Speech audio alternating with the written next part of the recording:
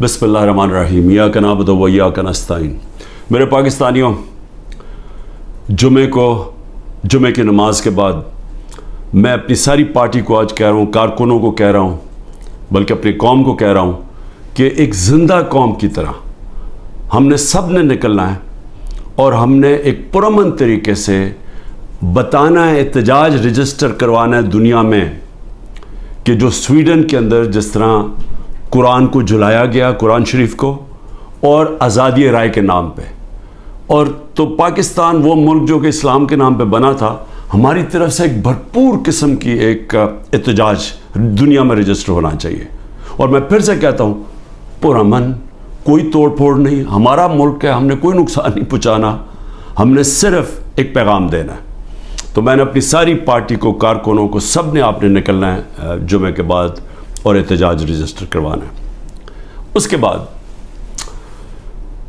गिलगित बल्तिस्तान, मैं आपको जितने भी मैंने चीफ मिनिस्टर देखे हैं, जो खालिद खुर्शीद गिलगित बल्तिस्तान का चीफ मिनिस्टर, मैंने एक इस तरह का आदमी, अहलियत भी रखने वाला, ईमानदार, आजकल के हालात में एक ईमानदार आदमी ढूंढना, नज़रियाती आदमी, जो एक नज़रिया पाकिस्तान, जो कि हम एक आज़ाद मुल्क चाहते थे, हकीकी आज़ादी, नज़रियाती आदमी, उसको गिरा दिया गया। और अब कोशिश ये है कि जिस तरह पहले पिछले अप्रैल में हमारी गवर्नमेंट गिराई गई, उन्हीं लोगों ने फिर उसके बाद पंजाब की गवर्नमेंट गिराई, लेकिन कौम ने पंजाब की गवर्नमेंट को वो इलेक्शन के अंदर 16 जुलाई को फिर जता दिया, हम फिर वापस आ गए, फिर कोशिश की गिराने की, जबकि हमने 186 वोट लेके 1 वोट से अपनी गवर्नमेंट बचाई पंजाब की। और उसके बाद हम इलेक्शंस मैंने अनाउंस किए आइन के मुताबिक। वो और बात है कि यहाँ आइन के ऊपर तो अब कोई कानून तो है ही नहीं, जंगल का कानून है आज पाकिस्तान में। ताकतवर ने फैसला किया इलेक्शन नहीं होगा, तो सुप्रीम कोर्ट के ऑर्डर के बावजूद इलेक्शन नहीं हुआ। लेकिन उसके बाद आज़ाद कश्मीर की गवर्नमेंट गिराई गई और वो उसके मुंह से ही निकल गया जो PMLN के जो पार्लियामेंट्री लीडर, वो फारूक ने तो कह ही दिया कि जी ये कौन है इसके पीछे। और अब गिलगित बल्तिस्तान की बारी आ गई थी कि बस वहाँ तहरीक इंसाफ की हुकूमत किसी तरह गिराई जाए। लेकिन नुकसान किसको होगा अगर ये गिरा दें? और वो भी अब पूरी कोशिश है कि वो पैसा पूसा चलेगा, डराएंगे, धमकाएंगे, उठा के ले जाएंगे। क्योंकि देखिए, जब आप एक माशरे से जब इखलाकियात ही ख़त्म हो जाए, जब मॉरल वैल्यूज़ ख़त्म हो जाए, जब इंसाफ ही ख़त्म हो जाए, तो फिर आप कुछ भी कर सकते हैं। जो ताकतवर है फिर वो जो मर्जी चाहे करे, तो वो उसको जंगल का कानून कहते हैं। तो मेरे पाकिस्तानियों, मैं ये बार बार क्यों आपको लेक्चर देता हूँ? क्योंकि मुझे खौफ है अपने मुल्क का। मैं खौफज़दा हूँ कि हम अब वो जिस तरफ ये लेके जा रहे हैं हमें, वहाँ तो आगे अंधेरा ही अंधेरा है। और एक बड़ी ख्वाब है पाकिस्तान, है, अभी भी है, जिसके नाम पे ये जब ये जो मुल्क बना था, ये बहुत बड़ी सोच थी इसके पीछे। इलामा इकबाल जैसा ज़हन था जिन्होंने एक तस्वर दिया था, एक ख्वाब दिखाई थी हमें। और फिर कायद आज़म जैसे लीडर थे, और कायद आज़म की क्या सबसे बड़ी क्या क्वालिटी थी उनके दुश्मन भी कहते थे कि कायद आज़म एक सच्चा, एक सादिक और अमीन इंसान है, और एक कॉन्स्टिट्यूशनलिस्ट है, कानून पे चलने वाला है।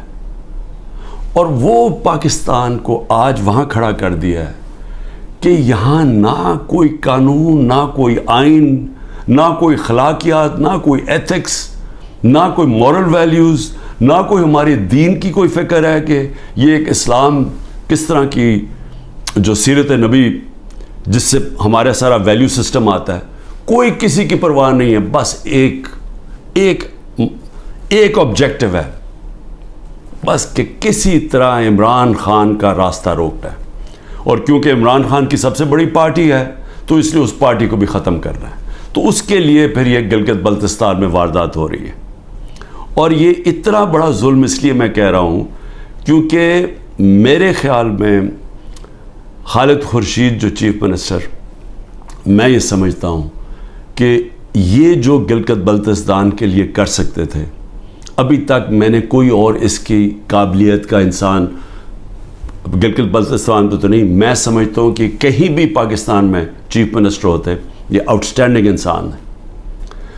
دوسری چیز کہ دیکھیں، میں اپنی قوم کو یہ کہنا چاہتا ہوں کہ دیکھیں، قومیں چلتی کس چیز پہ ہیں؟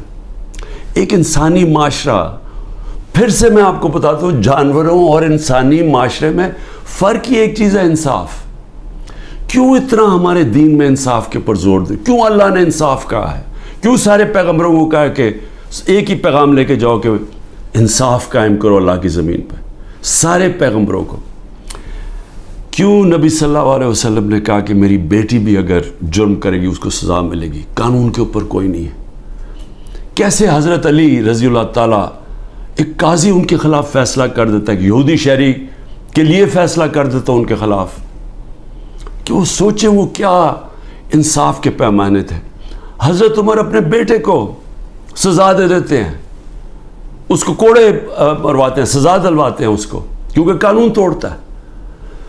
اور کیوں جب وہ پرشین ایمپائر کا جب ایمبیسڈر کو بھیجتا ہے ان کا کہ پتہ تو چلو یہ کون ہے مسلمان، اور وہ جب جاتا ہے حضرت عمر کو ڈھونڈنے کے لیے تو وہ دروازے پہ جاتا ہے، وہ کہتے جی، وہ جب ان کے عام سا دروازہ ہوتا ہے، وہ کہتے جی وہ دیکھیں درخت کے نیچے سوئے ہوئے ہیں۔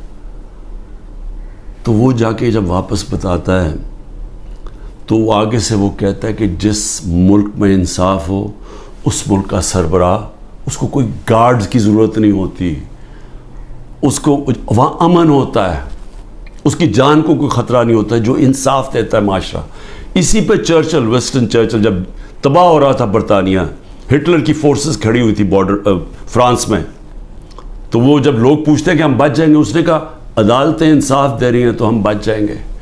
یعنی قوموں کی جو بنیاد رکھی جاتی ہے وہ اخلاقیات کے اوپر، انصاف، جب ایک معاشرے میں انصاف ہوتا ہے ان کے اخلاقی معیار ہوتے ہیں، قانون کے نیچے سب ایک برابر ہو جاتے ہیں، وہ معاشرے آزاد ہو جاتے ہیں، اور آزاد معاشرے ہی ترقی کرتے ہیں۔ آپ کیوں اللہ نے جو اپنی آزادی کے لیے جو اپنی جان دیتا ہے، کیوں اللہ نے اسے شہادت کا رتبہ دیا ہے؟ اب سوچیں کہ اللہ نے پیغمبروں کے بعد شہید کا رتبہ دیا ہے کہ جو آزادی کے لیے اپنے لیے جان دیتا ہے۔ کیوں اتنا بڑا رتبہ ہے؟ کیونکہ اللہ بہتر جانتا ہے کہ صرف آزاد معاشرے ہی اوپر جا سکتے ہیں، صرف وہی معاشروں کا عروج ہوتا ہے۔ آپ ذرا امریکہ کے وار آف انڈیپینڈنس دیکھیں، جو انہوں نے انگریزوں کے خلاف اپنے آپ کو آزاد کیا تھا، وہ میرے خیال میں 58 لوگ تھے جنہوں نے فریڈم ڈیکلریشن سائن کیا تھا۔ ان کی زندگیاں دیکھیں، ایک ایک نے کیا آزادی کے لیے کیا کیا برداشت کیا، ان میں سے کتنوں کو قتل کیا گیا، تشدد کیا گیا، ایک ایک کا دیکھیں، ان کے کاروبار تباہ ہو گئے، انہوں نے کتنی قربانیاں دی اپنی آزادی کے لیے، اور وہی امریکہ پھر دنیا کی سپر پاور بنا کیونکہ آزاد تھا۔ غلاموں کی کوئی مستقبل نہیں ہوتا۔ تو میری قوم، میری غور سے بات سن لیں، جو یہ کر رہے ہیں اس وقت، جن لوگوں کو نہ کوئی تاریخ کا پتہ ہے، سب سے بڑی بات یہ کہ ان کو تو ہمارے دین کے اصولوں کا ہی نہیں پتہ، جو وہ لوگوں سے ظلم کر رہے ہیں۔ کبھی ظالم انسان مسلمان ہو ہی نہیں سکتا، کیونکہ جو ظلم ہے، ہمارے قرآن کے اندر لکھا ہوا ہے کہ ظلم برداشت کرنے سے بہتر ہے مر جاؤ۔ غلامی، یعنی غلامی ہمیں آزاد کرنے کے لیے لا الہ الا اللہ آیا تھا، نہیں ہے کوئی خدا سوائے اللہ کے۔